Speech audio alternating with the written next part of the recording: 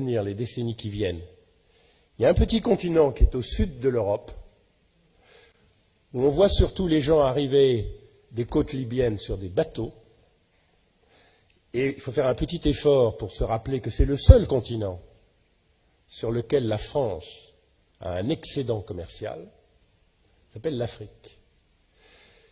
Et l'Europe, la France, ils ont un atout assez important pour l'Afrique, grâce à l'Afrique. C'est que l'Afrique parle en français ou en anglais, un peu en portugais, un peu en espagnol. L'Afrique pense en français et en anglais. L'Afrique achète des marques françaises, des marques européennes, parce que c'est complètement naturel. Mais il y a quelque chose de beaucoup, beaucoup plus important, c'est que l'Afrique, elle appartient à l'Europe. Alors, Monsieur le Premier ministre, souvent vous dites, attention, la Chine est en train d'acheter l'Afrique. Tout est en train de. Aujourd'hui, vous prenez le stock de capital investi en Afrique. Numéro 1, la Grande-Bretagne. Numéro 2, la France. Numéro 3, les États-Unis. Numéro 4, l'Espagne. Numéro 5, le Portugal.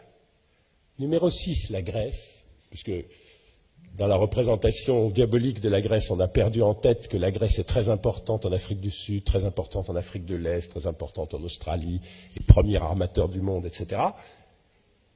Et ensuite vient la Chine, en stock de capital. C'est-à-dire qui possède les mines, qui possède le pétrole, qui possède les produits agricoles, qui possède l'immobilier, l'Europe. La Chine en flux, c'est-à-dire qu'est-ce qui change tous les ans? Elle est première. L'avantage que s'est construit l'Europe avec l'histoire est en train de le perdre. L'Afrique, vous ne le dites à personne, appartient à l'Europe qui ne le sait pas. Et quand vous allez le dire autour de vous, eh bien là c'est votre problème, ils ne vont pas vous croire, je vous assure. Et c'est un atout énorme. Elle n'appartient pas encore à la Chine, elle n'appartient pas encore à l'Inde, elle n'appartient pas encore au Brésil, et chose un tout petit peu plus préoccupante, elle n'appartient toujours pas aux Africains. Mais les Français ont un don comme personne, et le président de la République en particulier. D'ailleurs, objectivement, tous les présidents de la République